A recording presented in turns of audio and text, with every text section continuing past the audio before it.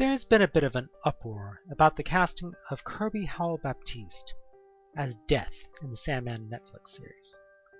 Accusations of racism are flying both ways. So, I'd like to do a sequel to a prior video of mine and give my 2 cents on the matter. Quite frankly, the double standard in the main media is appalling. Who can forget the vile hatred that was shot at the Aladdin film? Naomi Scott specifically got attacked for not being brown enough. And there was a so-called scandal about the fact that many of the side actors got spray tans in order to look like they lived outside instead of in air-conditioned apartments. On the other hand, we had people vilifying anyone who objected to the casting of Jodie Turner-Smith as Anne Boleyn, the upcoming series on UK5. We need to set consistent standards. There are times that the race of a character matters, and there are times it does not. For an example of the latter, Cinderella is a full-out fantasy. No one objected to the brandy Cinderella, except for jokes about the biological impossibilities of the family. Similarly, you have Phantom of the Opera, where the Phantom's origin really doesn't matter and isn't explored in the stage play. I still maintain that Quentin Oliver Lee was the best of the stage Phantoms, as he was the only one I've ever seen who truly delivered on the horror elements of the story. On the other hand, when the race of the actor really does matter, you can't ignore race in casting. The quintessential example is Showboat, where race is a key theme. Some characters are white, some are black, and one is mixed, passing for a white. You cannot cross-race any of these characters because it's all about race. Similarly, I have to agree that the casting of David Gyasi for Achilles in the BBC version of Iliad was a wrong one. A central theme of the Iliad was that it was a world war between the Greek West and the Trojan East, with the Trojans explicitly even receiving Amazonian reinforcements from India.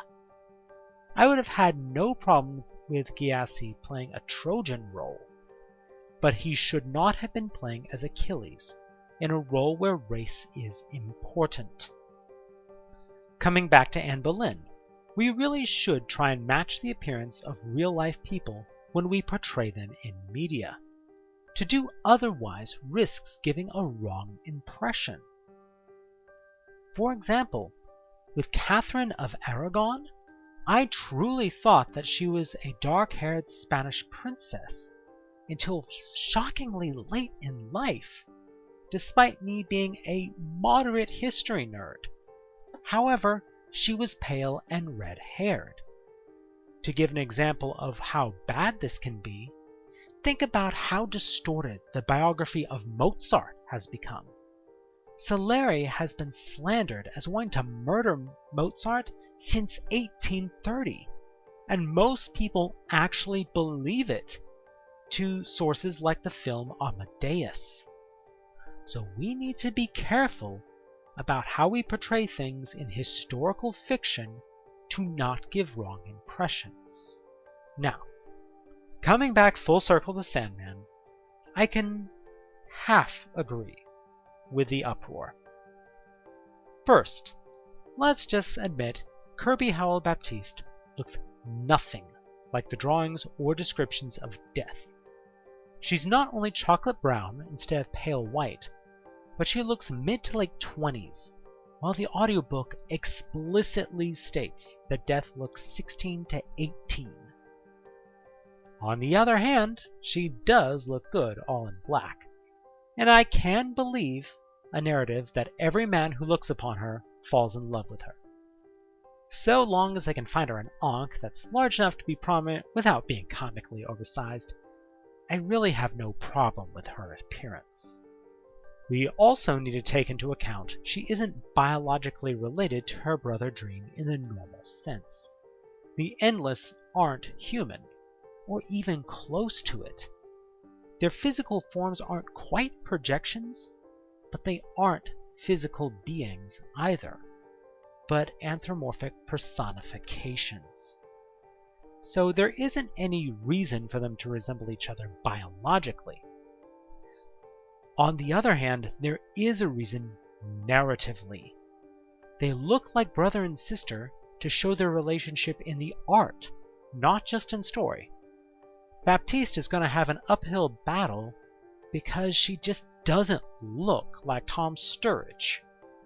I'm not going to touch on Sturridge's casting, but in many ways I find him worse than Baptiste's. Then we also have to consider the wonderfully cast audiobook that was released just last year, with James McAvoy as Morpheus and Kat Dennings as Death. These two can both pass for related if they wanted to, and they both more closely resemble their comic book versions, with McAvoy being older and Dennings looking much younger, possibly being able to pass for a teenager. Also, given the quality of their performance, I think that they should have at least had the option of first refusal for playing their character on screen. It's that last part I find most convincing. Dennings was cast as Death and did an exceptional job. I can fully support anyone who believes she should maintain the role for the near future. However, I cannot agree with people objecting to Baptiste's skin tone, as that does not matter to the narrative at all. Though I will admit I can understand people objecting to the inconsistency in race recasting and how it is portrayed in the media. I hope y'all understand my nuanced view on the subject, and I would like your thoughts in the comments down below. Thanks for listening, y'all.